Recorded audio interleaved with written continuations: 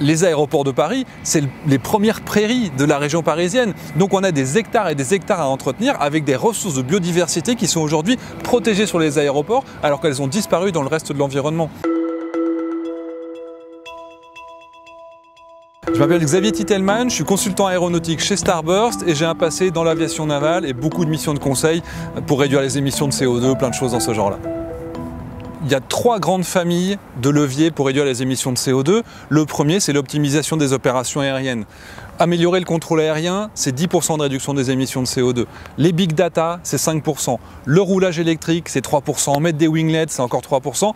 Ensuite, il y a l'optimisation des infrastructures. On est sur un aéroport qui est en plus exemplaire dans le domaine. Mettre de l'électricité qui soit directement disponible pour les avions pour qu'ils n'utilisent pas leur APU. Mettre des systèmes de roulage électrique, tout ça, c'est encore 5-6%. Et ensuite, le troisième grand pilier, c'est évidemment les technologies. Donc là, on parle des nouvelles innovations. On change de génération d'avions, on gagne 20% d'émissions de CO2 parce que les avions sont plus légers, parce que les moteurs sont plus performants. Et le dernier, qui est un petit peu à part, c'est l'utilisation de carburants alternatifs durables qui ont pour grand avantage de ne pas être en compétition avec l'alimentation ou avec la nature. Les carburants alternatifs durables, la grande force, c'est qu'ils permettent de garder les mêmes avions. Mais par contre, on réduit le bilan carbone de cette aviation d'au moins 80% en fonction des carburants qu'on va utiliser. Donc il y en a plusieurs formes. La première, la plus simple, celle qui a été utilisée jusqu'à maintenant, c'est par exemple les huiles de friture. Manger des frites, c'est bon pour les avions. La deuxième génération, ça va être plus à partir des déchets. Donc des déchets végétaux, toutes les herbes qui sont collectées ici, les milliers de tonnes d'algues qui s'échouent sur les plages en Bretagne chaque année, on va pouvoir les collecter, on va pouvoir en faire du carburant durable.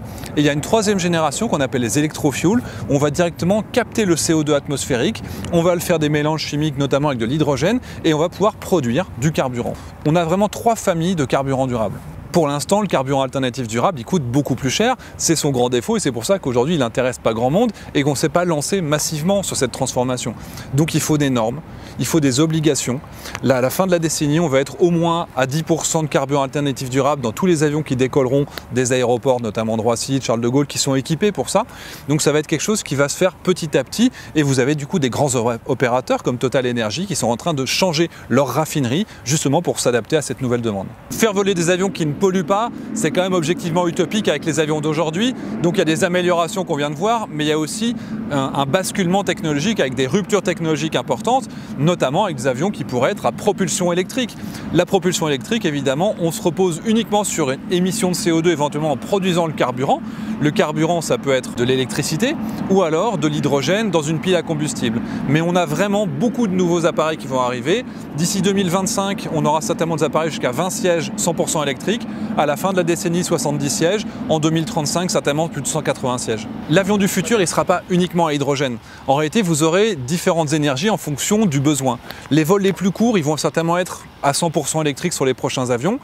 Puis ensuite, vous aurez le moyen courrier qui peut être notamment à hydrogène ou alors les avions actuels avec des carburants alternatifs. Par contre, l'hydrogène, il a aussi des défauts, notamment sa densité qui est faible, qui ne permet pas de mettre suffisamment d'hydrogène, par exemple, pour faire des vols long courriers.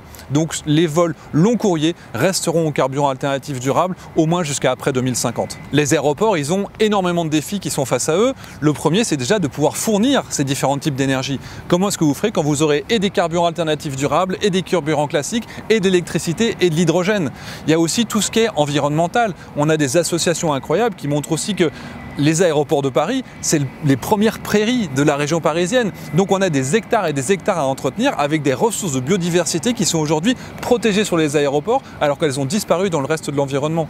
Il y a aussi toute cette question de production électrique qui soit propre avec l'installation des panneaux solaires, avec les centrales à biomasse ou les centrales géothermiques telles qu'on peut l'avoir à Orly. Donc vous avez beaucoup de choses à faire sur les aéroports et ils ont des engagements qui sont très importants puisqu'ils sont orientés vers la neutralité carbone avant 2050. Aujourd'hui, le groupe ADP, il est relativement exemplaire puisque lui va même porter la bonne parole et porter les bonnes pratiques partout dans le monde. C'est pour ça qu'ADP est présent dans plus de 180 aéroports dans le monde avec des projets qu'ils accompagnent avec beaucoup de performances. Et on le voit aussi, on est sur le toit de la maison de l'environnement, vous avez des ruches, derrière nous on a la centrale à biomasse. Donc il y a beaucoup de choses qui sont exemplaires ici, qui vont être apportées à l'extérieur. Regardez ce qui s'est fait à Orly avec une réduction de la consommation électrique. Il y a vraiment beaucoup de très bons exemples à suivre pour le monde entier.